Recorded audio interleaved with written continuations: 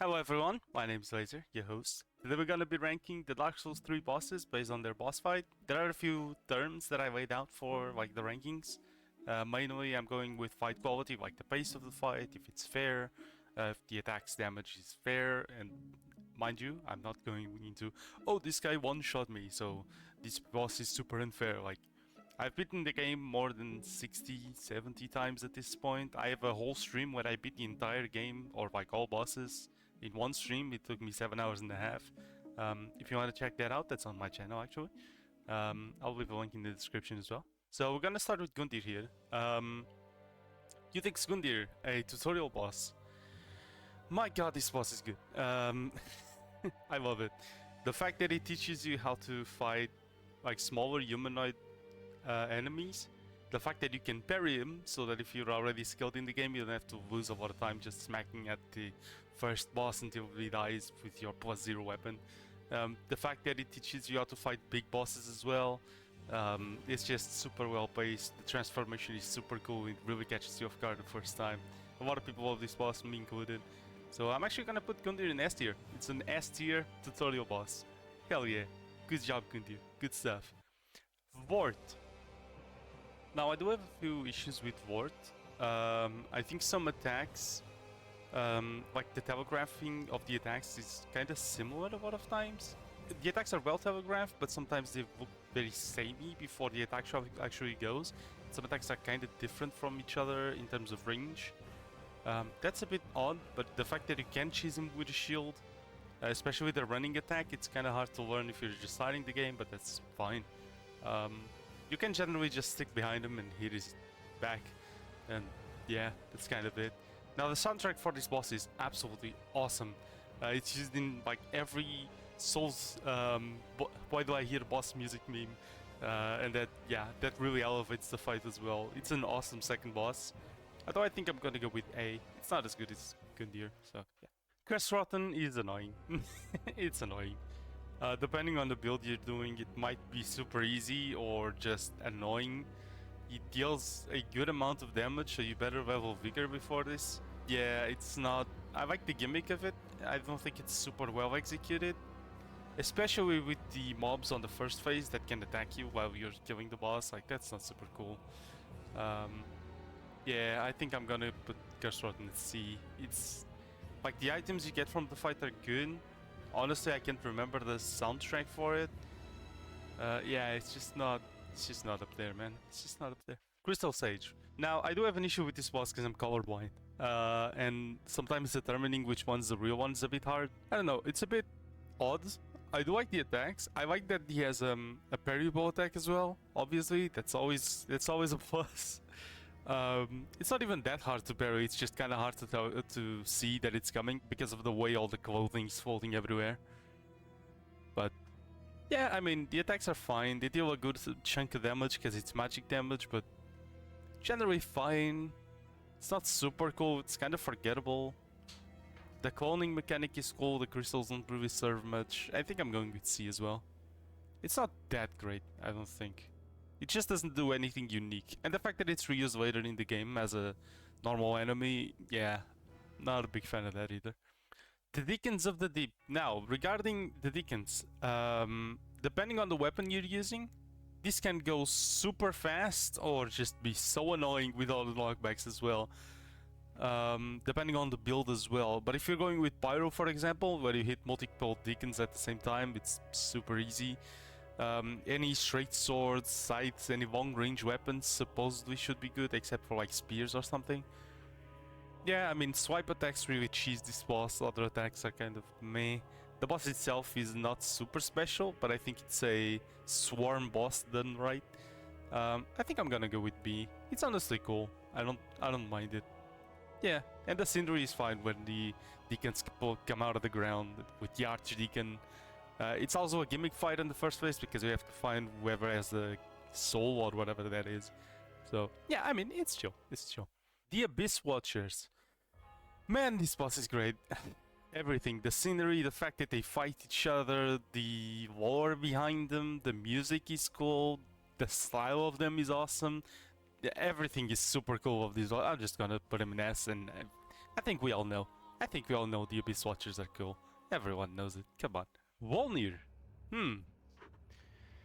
Volnir has a few very funny cheeses with Toxic Mist, Poison Mist, and Pestilent Mist. But when you actually have to fight him normally, he's not that enjoyable. I like the scenery. Again, I think the cinematography of the boss fight is cool. But fighting him is not super nice. Depending on your damage output at this point, you could be pretty much cheesing him, or it's just one of those fights that it's not hard, it just drags on and on. It also has the possible skeletons, that's also annoying. Yeah, I'm going with it. It's not super great. Yeah, I mean, Demon King, Old Demon King. It's cool. He deals a huge chunk of damage. Every time he hits you, like, wow. Just the sheer fire damage. The ending of the fight is super cool, where he just crouches down and he's like dying with the last piece of chaos in the world, more or less. Yeah, the scenery of the fight is nice.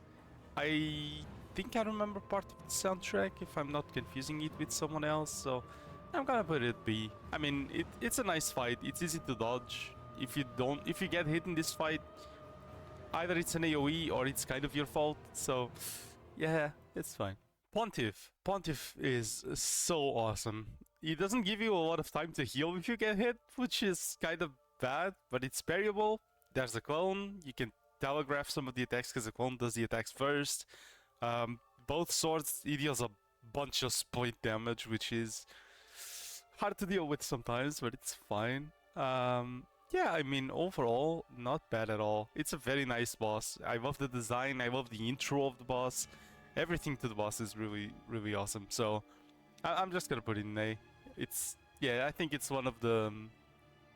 it's definitely, actually no, I'm gonna put him in S. It's one of those fights that really shows you what this game's gonna be about further on. And even if at this point you're actually pretty into the game, yeah, it's... even the lore behind this boss is absolutely awesome, so yeah. Next we have Yorm. Now, Yorm is a gimmick fight as well. You have to run to the other side of the arena, pick up the sword, charge it, just repeat, rinse, repeat. The intro with Sigurd is awesome. The boss himself, like, man, just the design of him, super cool. The lore that he threw out his great shield and then you can get it afterwards is cool. I don't know, I think a lot of people don't really like this fight a lot, but I really like the way the fight itself goes. I think I'm gonna put him in A. I like the gimmick. It's also very satisfying to just look at his health bar and see a ton of damage, like a huge chunk just disappearing. It's also very funny if you bring a friend along with Sigurd, and you're three just bashing him with the Stormbrawlers. It's very cool. Although I'm ranking these bosses mostly as single player. So yeah. Okay, next up we have Aldrich. Now Aldrich is not a super neat fight. The lore is cool, the design is cool, but then like the arrows are just kind of there and they're annoying. The flying little things, orbs that then ohm at you are kind of annoying as well. There's a bunch of magic, fire, dark, split damage. It's one of those elemental fights that Fromsoftware kind of likes to shove in games every now and then. Again, it's not super hard, just bash at the black thing and yeah, he dies eventually. It's kind of weak to elemental damages, and never really like to do elemental builds as well, so I'm gonna put him in B. It's not super great, it's nice.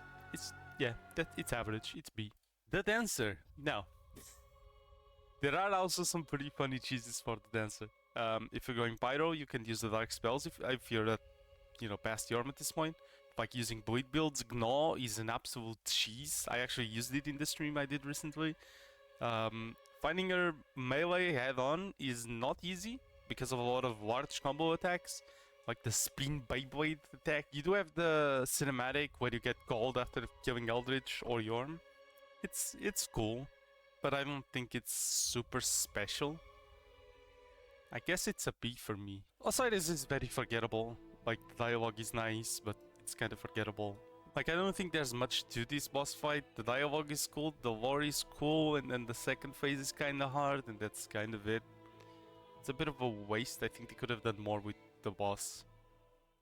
Now, Champion Gundyr is absolutely awesome, but I don't think it's as S tier as normal Gundyr. Just because I think as a tutorial boss, Gundyr is better than as a recall boss to, hey, remember when you fought this guy? Yeah, here he is again. Like, okay, I guess. Parrying him is always fun, and I always have fun with that. It's just so awesome. But yeah, I don't think it's anything super special at this point in the game. Like, you're dealing pretty good damage, you can just bury this guy to death and that's it. Yeah, that's kind of it. Dragon Slayer Armor. Dragon Slayer Armor gets a S tier from me. The flow of this fight is awesome. I think the beams that come down and the dark damage is kind of unnecessary, but just the flow of the armor itself and the way it fights, it's so cool. Like, this fight is super underrated, I think. I don't think a lot of people give this fight the praise it deserves. There's just so much here. Like, the way the attacks are telegraphed, you can feel the size of this thing when it swings the axe over your head and doesn't hit. Like, it's not a bullshit hitbox. It's not gonna hit you if the axe doesn't go through you. Yeah, it's super cool. I really like the great shield design, the axe design, the armor design. I don't like that it's reused afterwards in the Ring City, but it's just kind of a recall as well. The Ancient Wyvern is the only F tier fight in this boss list. Yeah, just run around, get hit by a bunch of things and fire, just get knocked around for 5 minutes till you drop on his head and one-shot it. Yeah, nah. Nameless King, really cool fight. I think the first phase is a bit of annoying because of the camera. The second phase is definitely the highlight of the fight. I don't think it's super bad. I think the moveset is cool. The attacks are well telegraphed, if kinda slow sometimes. Yeah, I think I'll give it an A. I'm not gonna put it as high as I've seen other tier lists go, but yeah, it's not bad at all by any means. I just don't find it super special at all. Lorian and Lothric. My god, I love the gimmick, okay? I love it. That Lorian just keeps reviving, super cool. The damage this guy deals sometimes is ridiculous, but the lore implications, or like, not the implication, but the lore of the boss itself, the damage, the design, the fact that they are the princess and they're working together is really cool. The gimmick, even the moveset is fine, even if a bit fast at times. It's cool. It's very cool. I'm gonna give it an S. Wolf and Grave Tender. D. Run around, kill some dogs. Yeah, have you seen the dogs throughout the game? Yeah, kill like 4. Then kill this random dude, and then kill the big wolf, and yay, I guess. Fride and Father Ariandel are gonna be the first S+ tier fight. My god. First phase is simple, very simple. Second phase, you can kinda just bash at Ariandel for a bit. But Frida is still active. The fact that she gets less aggressive because now it's a 2v1, very cool. The way she deals a lot of damage with the ice is not cool, but that's fine. They both deal a huge amount of damage. This is a first DLC boss. Well, unless you fight Grave Tender first, but she and him, they are both like the first big DLC boss that you're gonna fight. So it's understandable that they deal a huge amount of damage because they want to present you a good challenge, you know? Yeah, overall, it's just such a cool fight. Third phase is absolutely awesome, and just the lore behind them as well, the music behind it, the effects of the fire everywhere, and all the attacks are so cool and flashy. It's such a nice fight. Absolutely S+. Absolutely. There's nowhere else this fight could be. The Demon Princes are a B. I think this fight is a nice duo fight. The fact that they sometimes get both uptime is annoying, and the Toxic just really ruins it. This was the fight I struggled the most in the recent live stream. Maybe that's why I'm ranking them so low. I know a lot of people like this boss. It's just, I don't mind that it's a dual fight, just the Toxic. It's just so unnecessary. Why? Just why? Half-Light is a huge hit or miss. I'm gonna go with B because I kinda like PvP, but Half-Light himself deals way too much damage with that bow. I wish I could deal that damage with that bow, so I'm jealous, and then you're going to B. That's what you get. Midir. Midir is one of my favorite bosses of all time, especially in terms of design. He is my favorite boss of all time. I love dragons, and this guy just has such a cool design with the dark crystals and the glistening dark that he leaves behind. and all the four wing rotten, corrupted aspect to him. The lasers that are in my username. I mean, what? Uh, like it's just such a cool design for the fight. The combos are super good. It's a giant fight done right. It's not like he hits you with his toe and deals 50,000 damage with his back toe.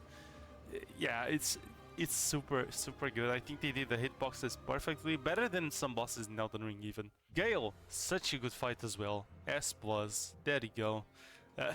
Man, DLC is really kicking it, except for this guy. Yeah, Gale is the last boss of the last DLC of the last Dark Souls, maybe. Man, the lore, how you find the blood of the Dark Soul, how you have this guy has been eating away at the pygmies till the end of time, supposedly, or until he showed up. The moveset, the design of this dude is awesome. The lightning that comes down in third phase, super cinematic. I really love this fight. It's absolutely iconic to the Dark Souls trilogy now, and it's one of many people's favorites. I have to agree. It's definitely one of my favorites as well. It's just so good. And lastly, we have Soul of Cinder. It's a nice last boss, but I think there could have been some improvements. I like how they change builds, like this change from the curved sword and then to a lance and to a straight sword. They use miracles, they use pyro. It's very nice, especially war-wise, when you consider that this guy is like all the previous Ashen ones and undead that have been thrown themselves into the flame. Like the fact that Gwyn is in there and that you can hear the blim blim blom on the soundtrack when Gwyn actually kicks in, that's very cool. Super cinematic. Last phase is kind of easy. I think that's the issue I have with this boss, that last phase is actually easy. But besides that, yeah, absolutely S tier. I'm not gonna give it S+, but I'm gonna give it an S tier. And there you go. That's my tier list. I hope you enjoyed. I've been your host, Laser. If you want to see again my recent live stream when I beat all of these bosses in one stream, that was kind of insane. There'll be a link in the description. This is the first video I've done of this kind. I hope it's been entertaining, and I'll see you guys tomorrow when I stream. I stream 5 to 6 times a week, and I make videos 5 to 6 times a week as well. So if you guys want to watch any of that, it's on my channel. I'll see you guys later. Have fun, stay safe, and bye.